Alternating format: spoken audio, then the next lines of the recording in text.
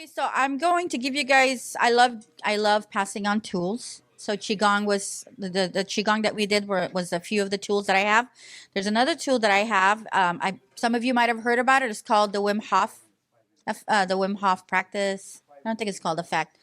It's a breathing practice, and it's basically what it does is it alkalizes your blood, so you get more oxygen into your system, and you can actually feel it. Just like, I don't know if you guys felt the pump when I did the pump, you get this tingling feeling. You get that with the Wim Hof, and I've done that while I'm driving, and I can't stop. I'll do the Wim Hof, and well, maybe you guys shouldn't do that one during driving, but anytime you need to stay up, because I don't want to give you guys advice and you pass out or something while you're driving. However, it works for me. I've done it. So he does like a series of 30 inhalations and exhalations, but we'll do like 20 just so it doesn't take too long. And then you hold like the 20th one or the 21st one, and you hold it for as long as you can. So I just like either have my phone or I start counting like seconds in my head. And then when I can't hold it anymore, I exhale. Then I inhale and I like squeeze my head and pretend that the oxygen is going into my brain. And it works because you get the tingling feeling. And I'll do that through, like, if I'm listening to a talk and I'm falling asleep, but I really want to like be present, I'll keep doing that over and over. If I'm nervous and anxious, I'll do that along with all my dogs. And so right now, because we just had lunch, we might be in food coma, and there's going to be a lot of great material that's going to be shared. You don't want to miss out. What I would do is just keep doing that as much as you can so you can make yourself present. Okay. So you don't have to close your eyes. You're just going to take a deep breath in and count it. I'm just going to say 1, 2 until 20, and then we'll hold it. And of course, if you can't hold it on the 20th one or the 21st one, just do it until you can't hold it. Okay. So Bismillah. So take a deep breath in and then exhale. That's 1. And it doesn't have to be too fast, and it doesn't have to be too slow. Just go at your own pace if you can. I'm going to go a little faster, but just go at your own pace, okay? So take a breath in. Exhale. Let's do 3, 4, 5, 6, 7, 8, 9, 10. Breathing is the only involuntary and non-voluntary thing that we do. We can't not breathe. 11, 12, 13, 14, 15, 16,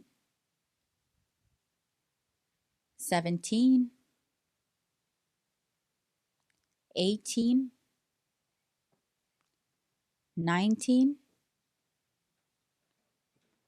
20, and then on the 21st, if you can hold your breath, great. If not, take another deep breath and then hold it, okay? So 21. Hold. You'll be surprised at how long you can hold your breath.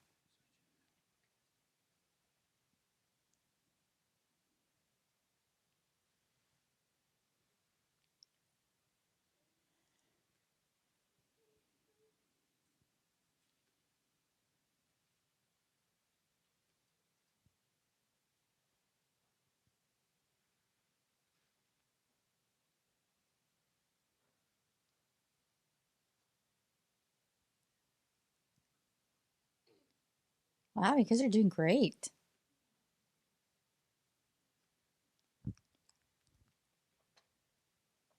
And then exhale. Then now we're going to take another deep breath, and then we're going to pretend that it's going into our brain, and we're going to like kind of just hold our heads like this, okay? So you're going to look a little silly, but it works. And then hold it for 10 seconds only. 1, 2, 3, 4, 5, 6, 7, 8, 9, 10. Exhale. So now you guys know how to do the Wim Hof breathing method. So do it throughout the talk. Every time you're getting really tired or you're tuning out, zoning out, whatever it is, do the Wim Hof. It'll keep you awake and present. And then I wanted to share with you guys about the, what was it? The Silicon Valley effect, chasing the dunya effect. I don't know if you guys have heard of Joe Dispenza. He's a neuroscientist. And he says that, and this is really relevant to homeschoolers, but it's relevant in life in general for all of us. And he says that knowledge without experience is ignorance, and experience without knowledge is, experience without knowledge is ignorance, and knowledge without experience is arrogance. That you need both knowledge and experience for you to gain wisdom. And what happens is when we learn information, we don't give ourselves time to experience that knowledge. And, I heard from a friend of mine a long time ago, because I was just into learning about my deen. And she said, be careful because you'll be tested.